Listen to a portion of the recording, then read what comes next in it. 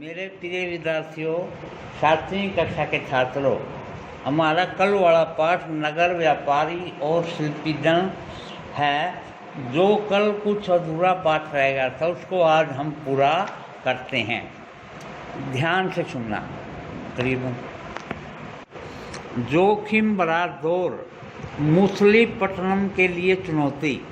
मछलीपट्टनम या मछलीपट्टनम नगर कृष्णा नदी के डेल्टा पर स्थित है। 17वीं शताब्दी में यह भिन्न भिन्न प्रकार की गतिविधियों का नगर था। हॉलैंड और इंग्लैंड दोनों देशों की ईस्ट इंडिया कंपनियों ने मछलीपट्टनम पर नियंत्रण प्राप्त करने का प्रयत्न किया, क्योंकि तब तक वह आंध्र तट का सबसे महत्वपूर्ण पतन था। मछलीपट्टनम का किला हॉलैंड वासियों ने बनवाया था। यानी मछलीपट्टनम का किला किसने बनवाया था? हॉलैंड वासियों ने। मछुआरों का एक गरीब नगर। अंग्रेजी ईस्ट इंडिया कंपनी के एक गुमास्ते विलियम मैथवर्ड ने 1620 ईस्वी में इन शब्दों में मछलीपट्टनम का वर्णन किया है। यह गोलकुंडा का मुख्य पतन है, जहां परम पूज्य ईस्ट इंडिया कंपनी अपना एजेंट रखती है। यह एक छोटा सा नगर है, पर घना बसा हुआ है, बिना किसी चार दीवारी के और खराब तरीके से बना हुआ।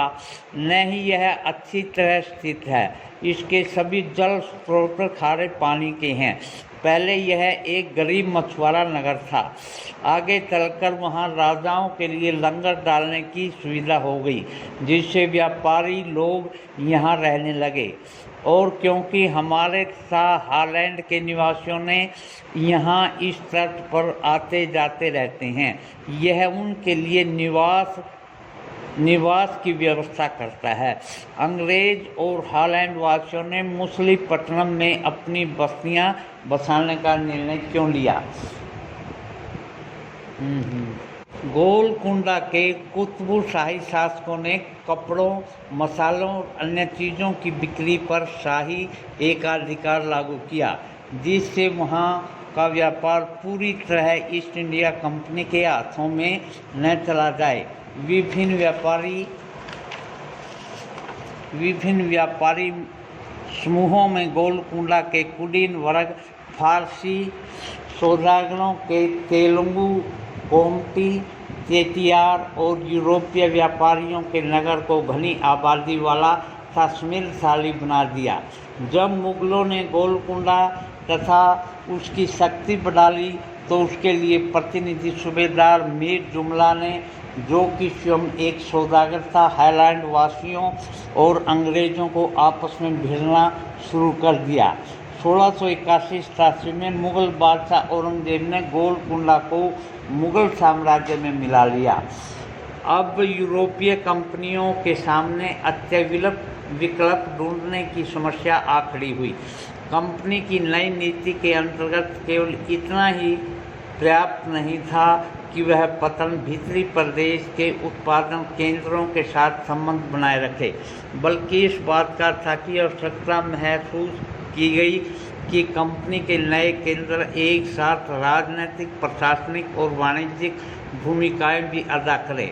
जब कंपनी के व्यापारियों ने बम्बई, वर्तमान मुंबई, कलकत्ता, वर्तमान कोलकाता और मद्रास चले गए, जब मछलीपट्टनम अपने व्यापार और समृद्धि दोनों ही खो बैठा और 18वीं शताब्दी के दौरान उसका अधपतन हो गया और आज वह एक छोटे से जीर्ण शीर्ण नगर से अधिक कुछ नहीं है। नए नगर और व्यापारी। अगला पॉइंट है नए नगर और व्यापारी। 16वीं और 17वीं शताब्दी में यूरोप के देश व्यापारिक उद्देश्यों से मसालों और कपड़ों की तलाश में लगे हुए थे, जो यूरोप और पश्चिमी एशिया दोनों जगह लोकप्रिय हो गए थे। अंग्रेज़ों, हॉलैंड वासियों और फ्रांसीसियों ने पूर्व में अपनी वाणिज्यिक गतिविधियों का विस्तार करने के लिए अपनी ईस्ट इंडिया कंपनी बनाई। प्रारंभ में तो मुल्ला अब्दुल गफूर और वीरजी वोरा जैसे कुछ बड़े व्यापारियों ने, जिनके पास बड़ी संख्या में जहाज थे, उनका मुकाबला किया, किंतु यूरोपीय कंपनियों ने समुद्री व्यापार पर अपना नियंत्रण स्थापित करने के लिए अपनी नाव शक्ति का प्रयोग किया और भारतीय व्यापारियों की अपने एजेंट के रूप में कार्य करने के लिए मजबूर कर दिया। अंग्रेज उपमहाद्वीप में सर्वाधिक सफल वाणिज्यिक एवं राजनैतिक शक्ति के रूप में उभर कर स्थापित हो गए।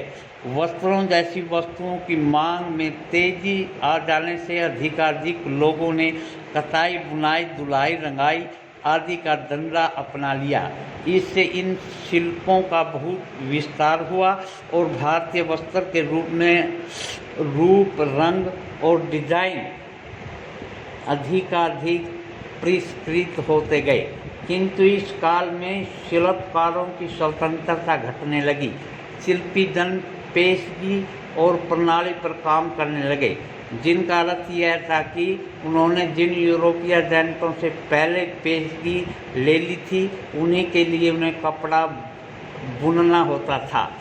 अब बुनकरों को अपना कपड़ा या बुनाई के नमूने बेचने की स्वतंत्रता नहीं थी। उन्हें तो कंपनी के एजेंटों द्वारा निर्धारित डिजाइन के कपड़े उन्हीं की मांग के अनुसार बनाने पड़ते थे। 18वीं शताब्दी में मुंबई, कलकत्ता और मद्रास नगरों का उदय हुआ और आज प्रमुख महानगर हैं। शिल्प और वाणिज्य में बड़े बड़े परिवर्तन आए जब बुनकर जैसे कारीगर तथा सौदागर यूरोपीय कंपनियों द्वारा इन नए नगरों को स्थापित ब्लैक टाउन्स में स्थानांतरित हो गए। ब्लैक यानी देशी व्यापारियों और शिल्पकारों को इन ब्लैक टाउन्स में सीमित कर दिया था, जबकि गोरे शासकों ने मद्रास के फोर्ट सेंट जॉर्ज और कलकत्ता के फोर्ट सेंट विलियम की शानदार कोठियों में अपने आवास बनाए।